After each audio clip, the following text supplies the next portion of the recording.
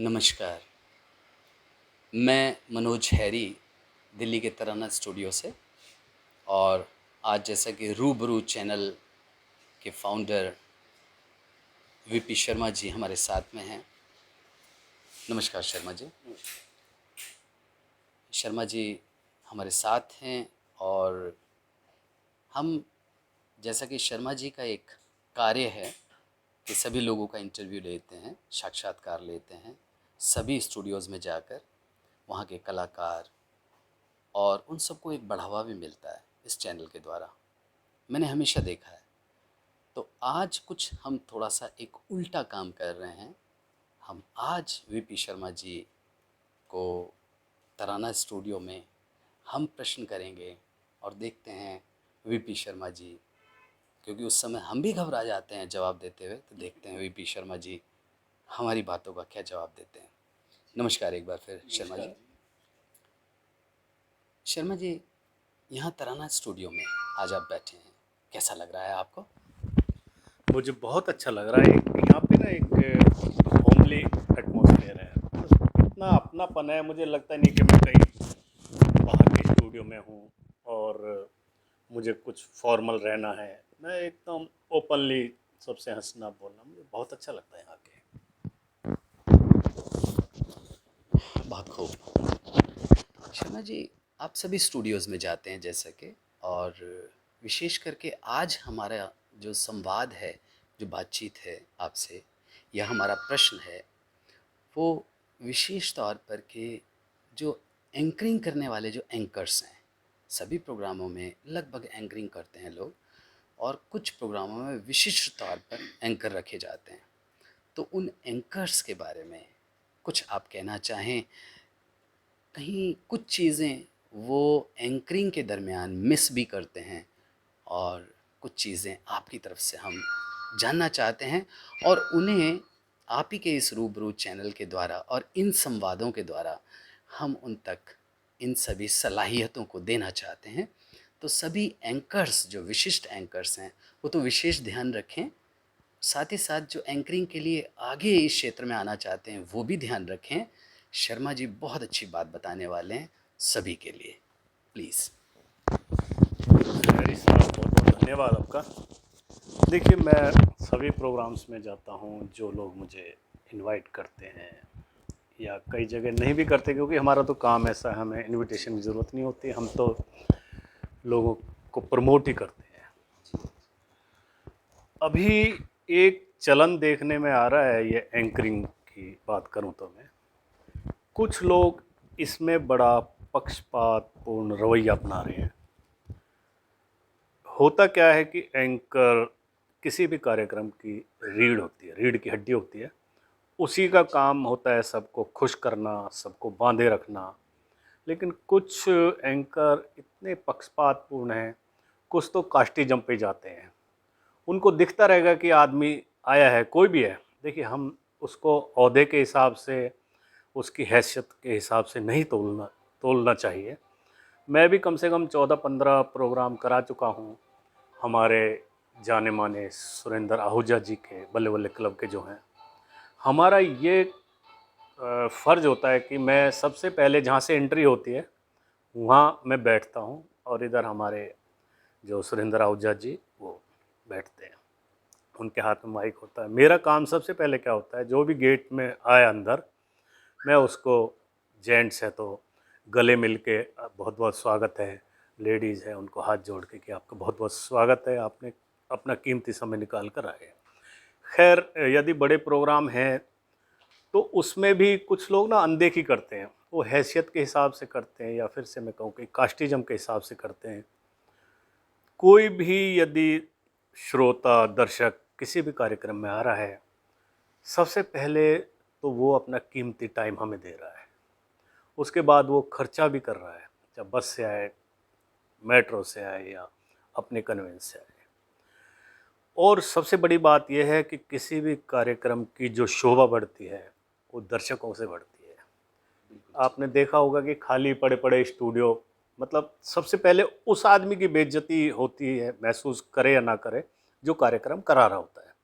और यदि ये एंकर्स इस तरह से पक्षपातपूर्ण रवैया अपनाएंगे तो लोग कटना शुरू हो जाएंगे।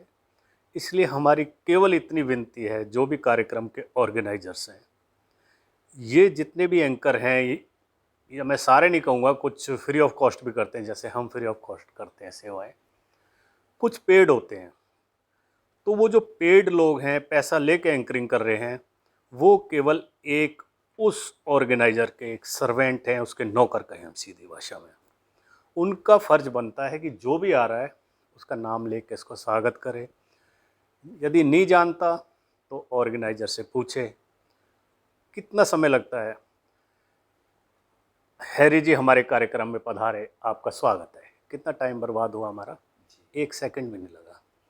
तो ये उन लोगों की सोच गड़बड़ है, या तो कुछ देखते हैं कि हम अपनी कास्ट के लोग आते हैं उनको देखेंगे और उनसे कहो कि हम कोई, मतलब कई बार हमें भी थोड़ा सा वो लगता है बेइज्जती सी, कई प्रोग्राम में उठ के भी आ जाते हैं हम, फिर ऑर्गेनाइज से कहते हैं कि इस आदमी को ज़रा पाठ पढ़ाया जाए कि इसको फीस दे रहे हो आप, ना कि इसका कार्यक्रम है।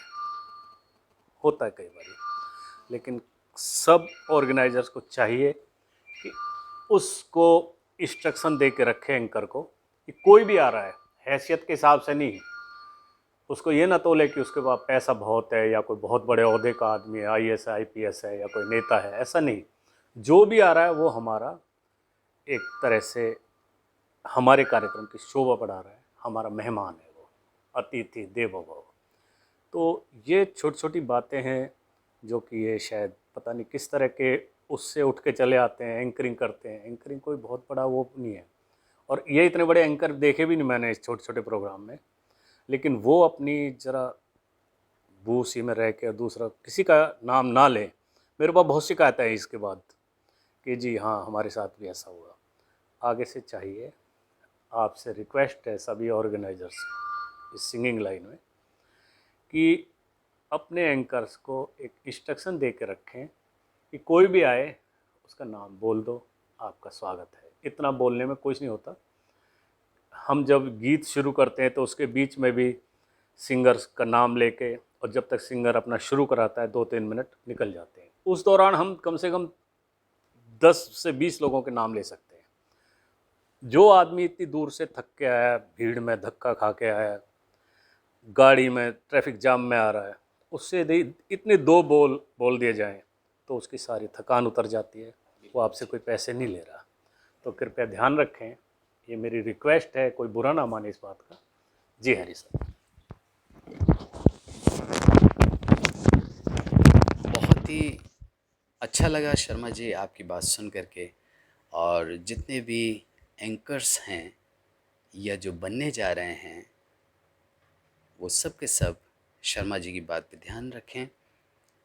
देखिए, बहुत अच्छी बातें मेंशन की हैं। मैं इन ब्रीफ बोलूँगा कुछ एक पॉइंट्स। आए हुए अतिथि क्या, नाम लेकर के एंकर ज़रूर स्वागत करें। नंबर 2, शर्मा जी कहना चाहते हैं कि हैसियत पर ना जाएं। कोई कार से आया है तो उसके लिए विशिष्टता, और कोई बेचारा अगर नॉर्मल तरीके से आया है तो उसके लिए ध्यान ना देना, ये एंकर का कार्य है। साथ ही साथ पॉइंट नंबर 3 कि अपने धर्म या अपनी किसी खास कम्युनिटी वाले व्यक्ति को विशिष्टता देना, विशेष तौर पर ध्यान देना, उसके लिए एंकर ध्यान रखें सब लोग बराबर हैं। किसी भी धर्म, किसी भी कम्युनिटी के हम सभी कलाकार हैं। एक ही स्टेज पर हम लोग आते हैं, तो कोई भी व्यक्ति साधारण कपड़ों में आ सकते हैं, टाई सूट बूट में आ सकते हैं। शर्मा जी का सीधा सीधा कहना है, प्रत्येक व्यक्ति को एक समान दर्जा दिया जाना चाहिए। यह कार्य एंकर का है। एंकर कई बार इतने निपुण नहीं हैं, शर्मा जी ने जैसे कहा, तो वो उनके नाम ऑर्गेनाइज़र से पूछ सकते हैं, और ऑर्गेनाइज़र को बहुत बड़ा रिसीवर या एंटीना बनना पड़ेगा। एकदम से कोई आया तो ऑर्गेनाइज़र को फ़ौरन ये चीज़ें नोट करनी है या करवानी है और फ़ौरन एंकर को ये इन्फॉर्मेशन देनी है, सूचना देनी है कि ये व्यक्ति आए हैं। यदि अपनी धर्मपत्नी के साथ आए हैं, अपने बच्चों के साथ आए हैं, अपने मित्र दोस्तों के साथ आए हैं, उन सब के नाम अनाउंस किए जाएँ। इससे एक सम्मान मिलता है और प्रोग्राम जो भी करवा रहे हैं उनकी शान और शोभा बढ़ती है। मैं इतना ही कहूँगा। और शर्मा जी, वीपी शर्मा जी रूबरू चैनल से हैं, उनके फाउंडर हैं। बहुत अच्छी बात सिखाई है, मैंने तो सीखी है, अब आप सब लोग भी सीखें। बहुत बहुत शुक्रिया शर्मा जी, नमस्कार, धन्यवाद।